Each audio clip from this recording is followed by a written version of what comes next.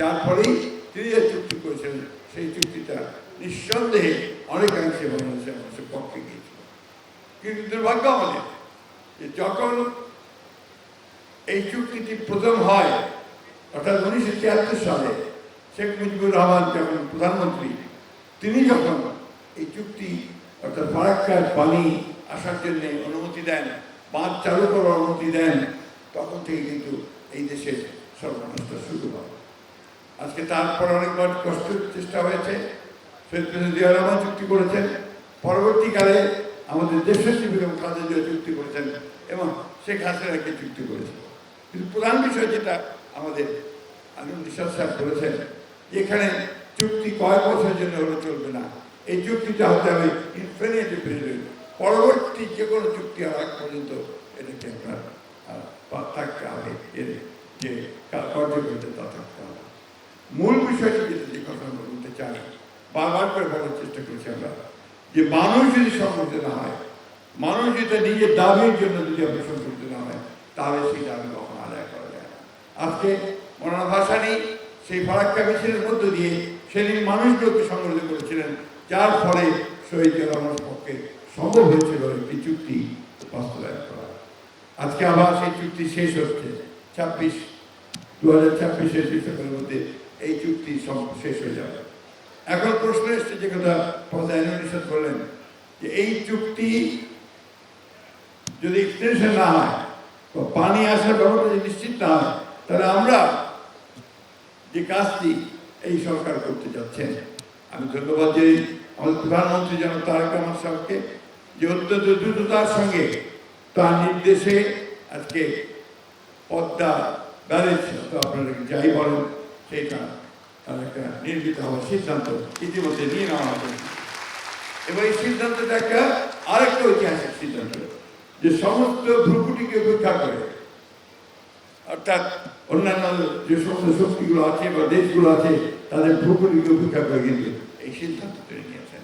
অর্থাৎ তার দেশপ্রেম এমন এক পর্যায়ে আছে যে সেই সবগুলোকে তিনি কখনো আমলে দিচ্ছেন না, দেশের জন্য কাজ করছেন। শুধুবৃন্দ, আমরা একটা কথা খুব পরিষ্কার করে জানাতে চাই, জনাব তারেক রহমানের সরকার জনগণের সরকার। জনাব তারেক রহমানের সরকার জনগণ দ্বারা বৈধ উপায়ে নির্বাচিত হয়ে 2/3 মেজরিটি সরকার গঠন করেছে।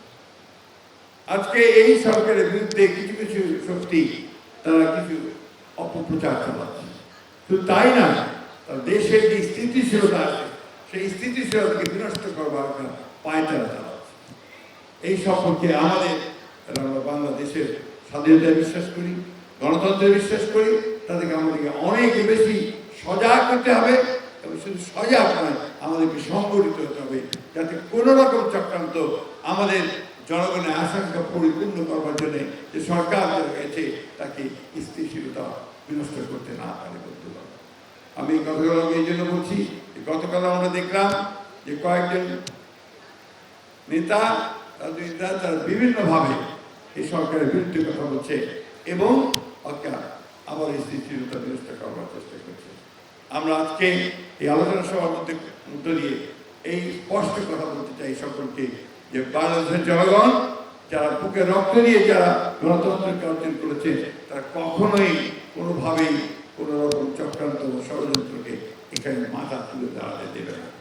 একই সঙ্গে আজকে আমরা ভারতের সরকারের কাছে স্পষ্ট বার্তা জানাতে চাই এই আলোচনা সভার মধ্যে দিয়ে, যারা আলোচনার মাধ্যমে অবিলম্বে এই ফারাক্কার যে চুক্তি, সেই চুক্তি বাংলাদেশের জনগণের সঙ্গে আলাপ করে তাদের অভিপ্রায় অনুযায়ী, তাদের প্রচার অনুযায়ী এটাকে সম্পাদন করতে হবে। এটা খুব পরিষ্কার কথা আমাদের।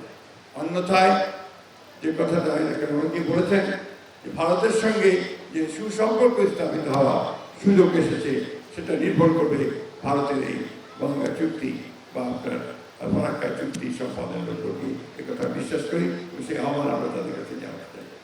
আসুন আজকে এই আলোচনা মধ্যে দিয়ে আমরা আমাদের যে সমস্যা সম্পর্কে জানলাম, সেটা জানা শুধু নয়, সেটা যেন আমরা আমাদের দলের কাছে নিয়ে যেতে পারি, মানুষকে বোঝাতে পারি, সেই কাজটা আমাদের করতে হবে।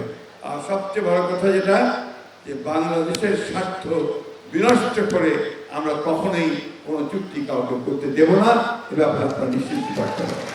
বাংলাদেশের স্বার্থ সর্বাগ্রে নিশ্চয়ই ইনশাআল্লাহ দেখা হবে, এবং তারা সরকার সেটাই করবেন বলে আমরা বিশ্বাস করি।